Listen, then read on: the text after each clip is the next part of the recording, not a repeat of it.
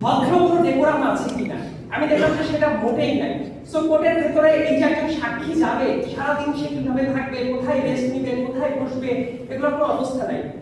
নারী যারা লয়ার আছে ইভেন তাদের ওয়াশরুম গুলো আমি একটু ভিজিট করে মানে আশেপাশ থেকে বুঝবার চেষ্টা করেছি কি অবস্থা, দেখেছি নারী ওয়াশরুমের ন্যূনতম ফ্যাসিলিটি নাই, আছে যে ওয়াশরুমের কোনো মানে জাতি নাই আসলে ওইটা।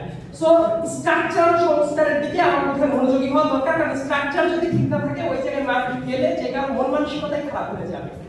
তারপরে আরেকটা জিনিস আমার কাছে মনে হয় বাংলাদেশের রাষ্ট্র ক্ষমতায় যারা এসেছিল দ্বিতীয় সেরা মিথ্যাবাদী যিনি ছিলেন, কারণ প্রথম জন ইন দ্য মিন টাইম নির্ধারিত ওই পদটা তো আপনি নিতে পারবে না। দ্বিতীয় সেরা মিথ্যাবাদী যিনি ছিলেন এরশাদ, তার সবগুলো কাজ যদি খারাপ হয় একটা কাজ বোধহয় ভালো ছিল।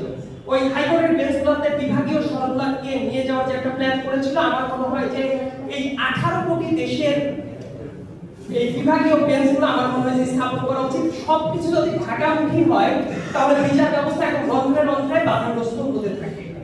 আর একটা ব্যাপার হলো বিচার বিভাগের স্বাধীনতা নিয়ে কথা উঠলেই দেখা যায় যেটা হাইকোর্ট ডিভিশন মানে মোটা দাগে উচ্চ আদালত নিয়ে কথাবার্তা হয়, কিন্তু আমার কাছে মনে হয় বিচার বিভাগের স্বাধীনতা নিয়ে যদি প্রশ্ন তুলতে হয় সবার আগে আমাদের নিম্ন আদালতে প্রশ্ন তোলা উচিত, কারণ প্রত্যেকজন ভুক্তভোগীর জামিনটা শুরু হয় নিম্ন আদালত দিয়ে, কিন্তু নিম্ন আদালত স্বাধীন হলো কিনা এইটা নিয়ে খুব একটা কথাবার্তা কখনোই কেন যেন হয় না। আর সুপ্রিম কোর্টের বিচারপতি নিয়োগ নিয়ে বর্তমানে যে স্ট্রাকচারটা আছে, খুবই দুঃখের বিষয় হলো রাজা যাবে রাজা আসবে, তাদের মন মতো জাজদের নিয়োগ দেওয়ার সুযোগটা থাকবে।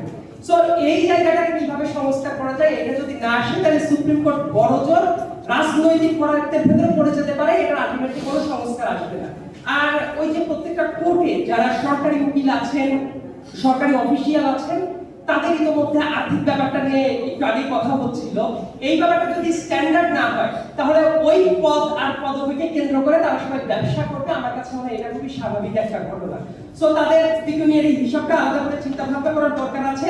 আর কোর্ট স্ট্রাকচারের ভেতরে সেটা প্রত্যেকটা জায়গাতে, জেলা কোর্টের কথাই বলি, সুপ্রিম কোর্টের কথাই বলি, অনেক ক্ষেত্রে যেটা হয় যে কোর্ট তো আসলে বিচারপতিদের নিয়ে কথা হয়, আইনজীবীদের নিয়ে কথা হয়, এট দ্য সেম টাইম কোর্টের যারা স্টাফ আছে অনেক ক্ষেত্রে তাদের বিহেভ হয় বাসের চেয়ে পৌঁছে বড়টাই অবস্থা।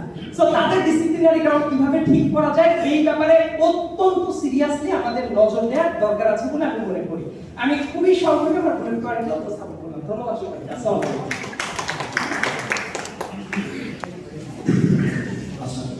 আমাদের আজকে এই গত বিনিময় সভার একটি বৈঠকের আয়োজন হচ্ছে Dhaka university law students forum for research proposal. এই ফোরামটি ঢাকা বিশ্ববিদ্যালয়ের বর্তমান ব্যাচের শিক্ষার্থীদের একটি ইনিশিয়েটিভ। তো এটা অলরেডি আমাদের যে ইমেইল তাদের 84 পৃষ্ঠার প্রপোজাল সাবমিট করেছে। তো আজকে সেই প্রপোজালটি তারা হার্ড কপিটা হয়তো সাবমিট করবে এবং তাদের বক্তব্য থাকবে। তো আমি সেই সংগঠনটির প্রতিনিধি রেজওয়ানা রশিদ পুতুলকে অনুরোধ জানাবো মঞ্চে এসে তার মন্তব্য প্রদান করার জন্য।